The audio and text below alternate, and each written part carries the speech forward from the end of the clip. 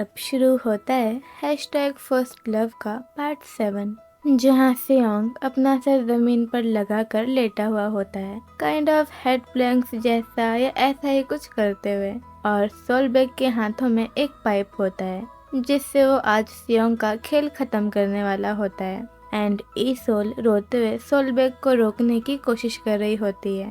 इसके बाद हमें अगला सीन दिखाया जाता है जहाँ ई सोल सोलबेग को रोकते हुए बोल रही होती है, रुक जाओ सोलबेग प्लीज, ये बस एक गलती थी, मैं डर गई थी और इसलिए मैंने उसे हक लिया था, सियोंग की कोई गलती नहीं थी। एंड ई सोल का झूठ सुनकर दोनों सोलबेग एंड सियोंग शॉक हो जाते हैं। हाँ एंड इसके बाद सोलबेग सियोंग को उस पाइप से पीटने लगता है। कमीने तू इसी के लायक है, ले खा। एंड पिटाई का राउंड 1 कंप्लीट हो जाने के बाद हम देखते हैं ई सोल को, जो रोते हुए सोलबेग के सामने खड़ी हुई होती है सियोंग को बचाने के लिए। तभी ई सोल मन में बोलती है, राउंड 1 कंप्लीट हुआ, सोलबेग ने सियोंग को बहुत पीटा, लेकिन इसमें अभी भी कितनी जान बाकी है। सोलबेग ने इसे अपनी पूरी पावर के साथ मारा है, वो भी लोहे के पाइप से, और सियोंग उससे ऐसे पिट रहा है जैसे उसे कुछ महसूस ही ना हो रहा हो। सच में ये दोनों तो किसी गोरिल्ला की तरह पावरफुल हैं। अब मुझे लग रहा है जैसे मैं सफारी में हूँ, मुझे घर जाना है। तभी सोलबेग सियोंग के पास आता है और बोलता है, कमीने इस लाइन को बार बार बोलता रहे कि तू एक ठरकी कमीना है। मैं ई सोल को उसके घर छोड़ने जा रहा हूँ और अपना सर जमीन पर झुका कर रख जैसे अभी रखा था। एंड सियोंग अपना सर जमीन पर लगाकर सोलबेग की कही हुई बात को बार बार रिपीट करने लगता है, मैं एक ठरकी कमीना हूँ, मैं एक ठरकी कमीना हूँ, मैं एक ठरकी कमीना हूँ। ई सोल चलो चलें, ये कमीना यही डिजर्व करता है। ई सोल और सोलबेग वहाँ से जा ही रहे होते हैं कि तभी सियोंग बोलता है, ई सोल मुझे माफ कर दो, I am really very sorry ई सोल।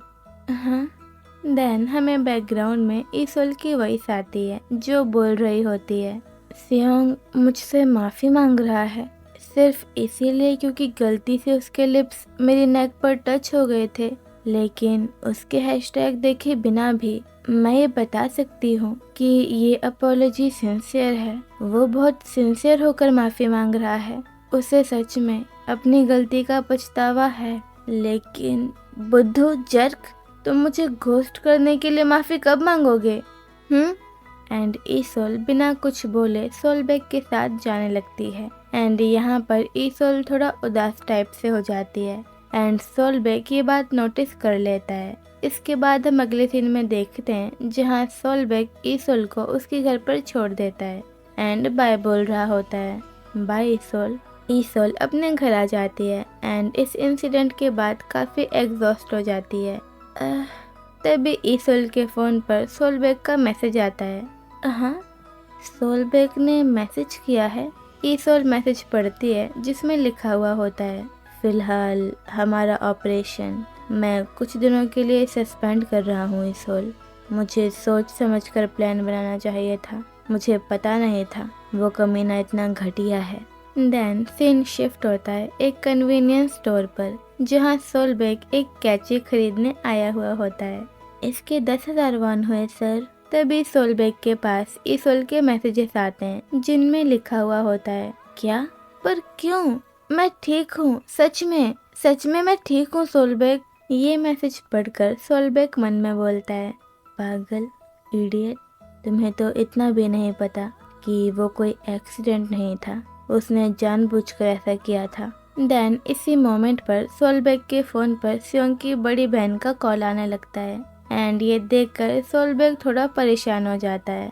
इसके बाद हमें अगला सीन दिखाया जाता है जहाँ कन्वीनियंस स्टोर से सोलबेग सीधा सियोंग के पास जाता है और उसके सामने वो कैची फेंकते हुए बोलता है जो उसने अभी अभी कन्वीनियंस स्टोर से खरीदी थी, ले उसे काट के फेंक दे कमीने। एंड सियोंग अपना पैंट उतारने लगता है। वाव सीरियसली? कमीने, अगर तूने मेरे सामने अपने कपड़े उतारे तो मैं तेरी जान ले लूँगा। सियोंग बोलता है, तो तुम क्या चाहते हो मैं क्या करूं? और दोनों एक दूसरे को मिडिल फिंगर दिखाने लगते हैं। तभी सोलबेक सियोंग से बोलता है, आह, लेकिन सबसे ज़रूरी बात, मेरे पास तुम्हारी बड़ी बहन का कॉल आया था। सियोंग शॉक होकर बोलता है, क्या? पर क्यों? सोलबेक बोलता है, तुम्हें क्या लगता है क्यों आया होगा? हाँ, सही सोचा। उन्होंने कहा था कि तुम्हें हर हालत में पार्टी में आना ही होगा, जो तुम्हारे डैड के चेयरमैन बनने की खुशी में रखी गई है। अगर तुम नहीं गए तो वो तुम्हें जान से मार डालेगी। ऊपर से मुझे भी जाना पड़ेगा। हाँ, सियोंग बोलता है, वैसे क्या तुमने अपनी मम को बता दिया कि तुम नहीं जाओगे? सोलबेक बोलता है, हाँ क्यों नहीं, मेरे सर पे तो सी लिखा है ना, जो मैं उन्हें ये बताऊंगा। मैं बस उस दिन कहीं गायब हो जाऊंगा। सियोंग बोलता है कि वो भी ऐसा ही करेगा। तभी सियोंग के फोन पर उसकी बड़ी बहन का कॉल आने लगता है। ये देखकर सियोंग सोलबेक से बोलता है, ये तो मेरी बड़ी बहन का कॉल है, पर मैं नहीं उठाना चाहता। सोलबेक बोलता है, मैंने तो उठा लिया था, तुम्हारी खैर इसी में है कि तुम भी उठा लो। सियोंग बोलता है, लेकिन वो तुम्हें कसम नहीं देती वहाँ आने के लिए। सोलबेक बोलता है, हाँ तुम्हारी बहन इसमें बहुत माहिर है। एंड जैसे तैसे घबराते हुए सियोंग अपनी बहन का कॉल उठा लेता है और बोलता है, हेलो। सियोंग की बड़ी बहन बोलती है, तुम्हें जान से मार डालूंगी अगर तुम अगले सैटरडे पार्टी में नहीं आए तो। सियोंग नर्वस होकर बोलता है, मैं उस दिन शायद नहीं आ पाऊंगा। सोलबेक धीरे से सियोंग से बोलता है, मेरा भी बोलो। कहो सोलबेक भी नहीं आ पाएगा? ओह अच्छा, नूना वो सैटरडे मतलब वो दिन हमारे स्पोर्ट्स फेस्टिवल के अगले दिन ही है, तो हमारी बॉडी में बहुत दर्द हो रहा होगा क्योंकि हमने सभी गेम्स में पार्टिसिपेट किया है, इसीलिए मैं और सोलबेक उस दिन नहीं आ पाएंगे। एंड दोनों के दोनों शांत होकर सियोंग की बड़ी बहन के रिप्लाई का वेट करने लगते हैं। तभी सियोंग की बड़ी बहन बोलती है, हे, मैं कॉर्पोरेट डायरेक्टर हूँ। मैं पिछले 1 महीने से लगातार डेली सेमिनार्स अरेंज कर रही हूँ और डेली पार्टीज में भी जा रही हूँ। फिर भी मैं सिर्फ सैटरडे की पार्टी अटेंड करने के लिए कोरी आ रही हूँ और तुम इसे अपने उस घटिया से बचकाने स्कूल फेस्टिवल से कंपेयर करना चाहते हो? हाँ, जरा मुझे बताना, तुम दोनों साथ में मरना चाहते हो क्या, एक दूसरे का पार्टनर बनके? दोनों के दोनों अपने फालतू के बहाने अपनी जेब में रखो और सैटरडे को किसी भी हालत में अपना मुंह लेकर पार्टी में आ जाना। और हाँ, मुझे दोनों के दोनों स्माइल करते हुए ही मिलने चाहिए। एक बात और, अच्छे से इंसानों जैसा बिहेव करना, समझ गए? जानवर कहीं के। हाँ यस मैम, हम दोनों समझ गए। एंड फोन कट होते ही दोनों के दोनों एक दूसरे को पीटना चालू कर देते हैं। मैं नहीं जाना चाहता। मैं कौन सा जाना चाहता हूँ इडियट। ले तू घूसा खा। अच्छा ले फिर तू मेरी लात खा। एंड 10 मिनट तक लड़ने के बाद एंड थकने के बाद दोनों एक दूसरे को मिडिल फिंगर दिखाते हैं और अपने अपने रास्ते जाने लगते हैं। इसके बाद हमें अगला सीन दिखाया जाता है जहाँ ईसोल सोलबेक के घर के बाहर खड़ी हुई होती है एंड मन में बोल रही होती है, मैं बिना कुछ सोचे समझे ही यहाँ आ गई। मैंने उसके पेरेंट्स से रास्ता पूछा और उन्होंने बता दिया, लेकिन कहना पड़ेगा ये घर तो कितना बड़ा और शानदार है, हमारे नेबरहुड से तो बिल्कुल भी मैच नहीं होता। सोलबेक तुम कितने अमीर हो, लेकिन सबसे ज़रूरी बात, आखिर तुमने हमारा चलो सियोंग को सबक सिखाएं ऑपरेशन बंद क्यों कर दिया? तुमने प्रॉमिस किया था कि हम इसे बीच में नहीं छोड़ेंगे। तभी वहाँ पर सोलबेक आता है। ईसोल तुम यहाँ? एंड ईसोल को देखकर सोलबेक मन में बोलता है, हाँ ये स्टिकी राइस केक यहाँ क्या कर रहा है हमारे घर के बाहर? मुझे याद है, हाँ मैं उसे उसकी शॉप पर रख कर आया था। फिर ये यहाँ कैसे? सोलबेक को इतनी डीप थिंकिंग में देखकर ईसोल मन में बोलती है, हाँ सोलबेक को क्या हुआ?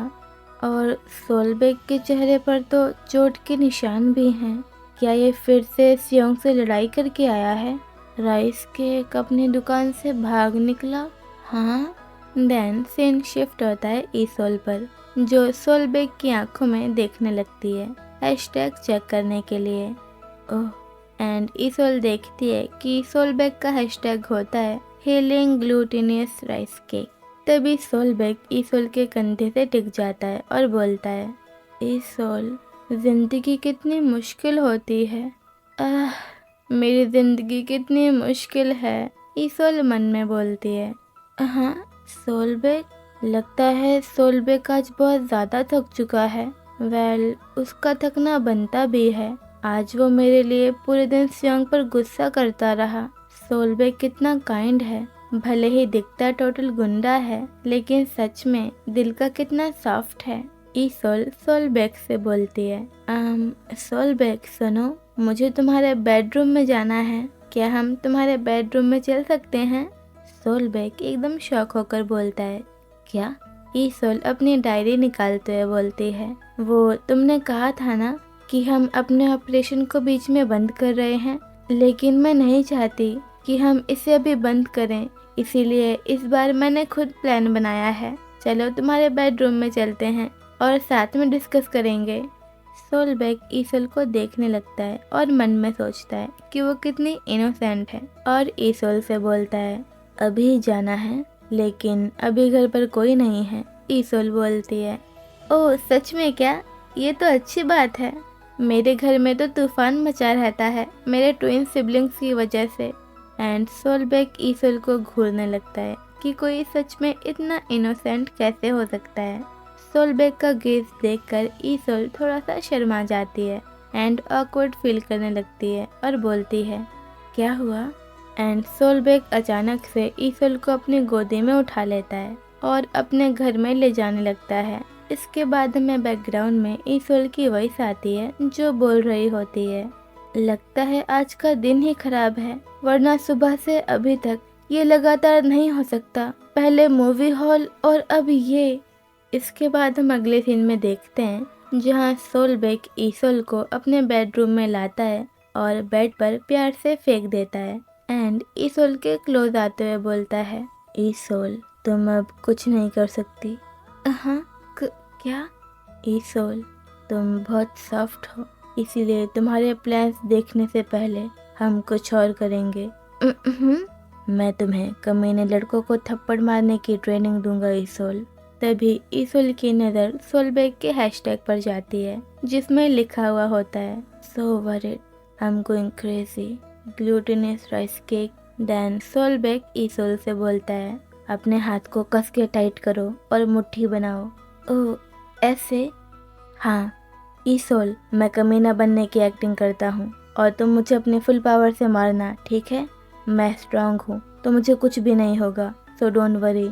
एंड सोलबेक ईसोल के हाथ को लिक करने लगता है। देन उसके क्लोज आता है और उसकी नेक पर किस करने वाला होता है।